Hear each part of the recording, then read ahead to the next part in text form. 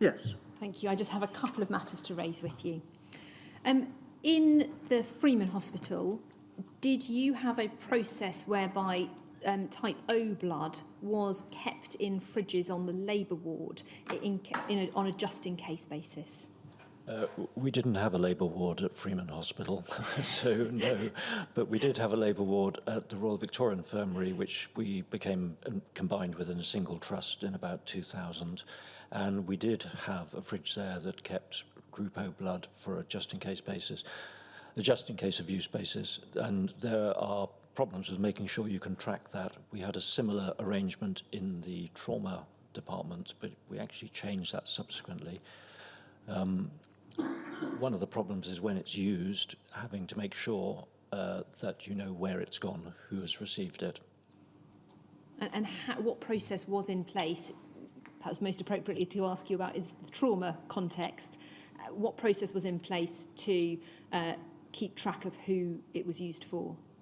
We had all sorts of labelling systems. I couldn't tell you the nuts and bolts of it. My blood bank managers and my transfusion practitioner nurses were heavily involved in that and did a very good job of tracing it all, but it took sometimes a surprising amount of work if you had multiple trauma in particular. We did send blood out on helicopters and things like that, and that had a similar thing where we had to make sure we found out where it had gone. And when you said you stopped having that system in place in a trauma fridge, when did that stop?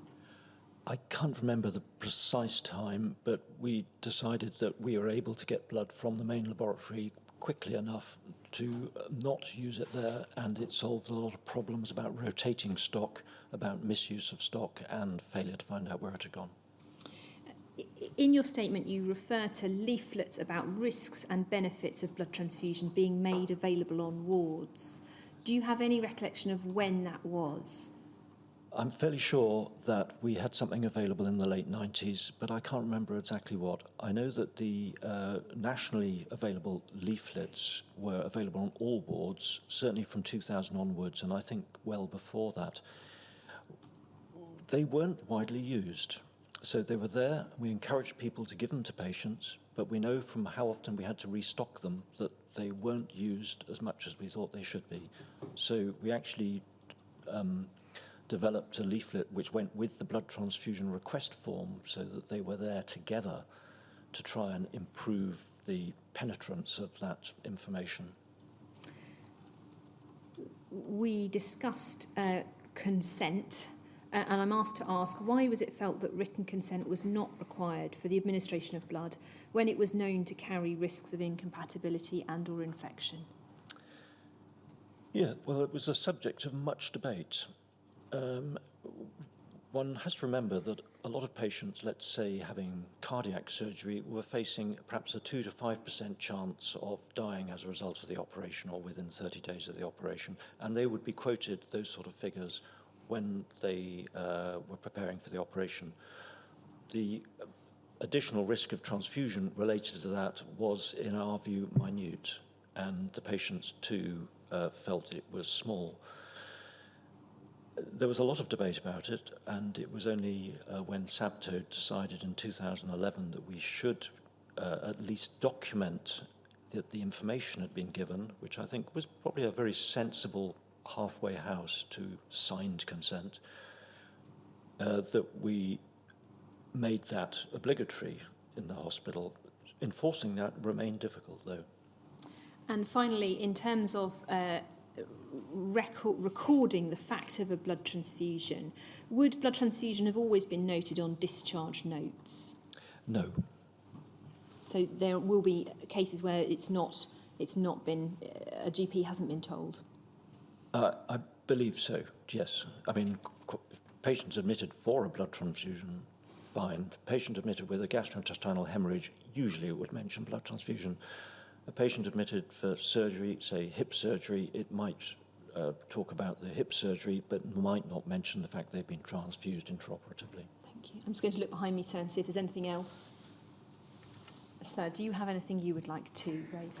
Well, only this. It really arises out of your reference to within 30 days, which you've just given in respect of a recent answer.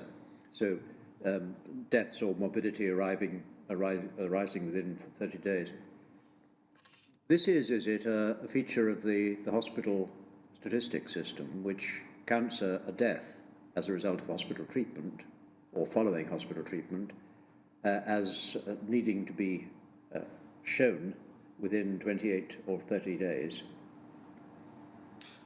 No, the reason I actually used that figure was because I was thinking of a study of transfusion in cardiac surgery called the TETA-2 study, which specifically looked at mortality at 30 days and 90 days. I see.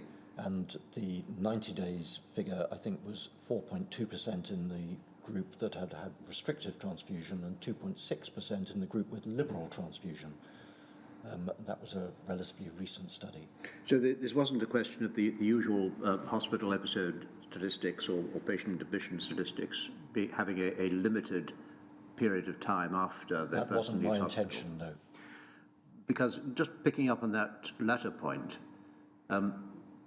how likely would it be that a chronic infection with very little by way of symptoms during the period of four to 6 weeks after the treatment would be picked up and recorded as something which had happened because of a transfusion?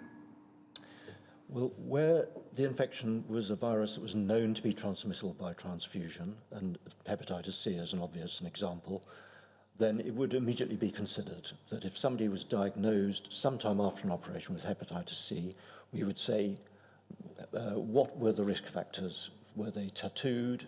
Had they received blood transfusion? Were they an intravenous drugs user? That would be something that would immediately be considered, certainly by the hospital physicians to who we would expect them to be referred.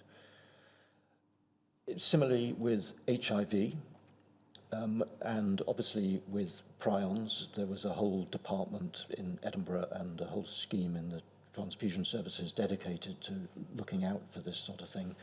So for those known risks, it would have been appreciated. Where you have an unknown risk, in Donald Rumsfeld's immortal words, the unknown unknowns, then it could easily be missed. So are there risks of transfusion we simply don't know about because we haven't registered them? There could be. I cannot say there aren't. Yes. So in the case of hepatitis C, where the genome hadn't been sequenced before 1988, and so no one could actually test specifically for it, but in order to know whether you'd been infected, there might be a consequence of repeated liver function tests and possibly some clinical observations. How would that get picked up? I mean, I know it's before your time. Yes. Well, the answer was that could easily be missed. So where a patient had developed a degree of hepatic failure or cirrhosis or hepatocellular carcinoma prior to 1988, it may not have been ascribed to transfusion because we didn't have the knowledge then. It was only in around the early 90s, and I think I referenced a paper from 1995 from my hospital looking at hepatitis C as it was developing, the knowledge was developing in our region, that showed that a number of those cases were due to transfusion. Prior to 1988, then I think we often would not have known. There were quite a few studies done on post-transfusion jaundice or non-A, non-B hepatitis. Marcella Contreras from the North London Blood Centre was instrumental in many of those. But the average GP finding a patient with abnormal liver function tests would not have known about it. Yes. Yes, thank you very much. Dr. Wallis, is there anything else you would like to add? No, I've already paid some tribute to my colleagues, and I think the transfusion services it's perhaps an artificial division to 1995, but that was the time of the hepatitis C look back.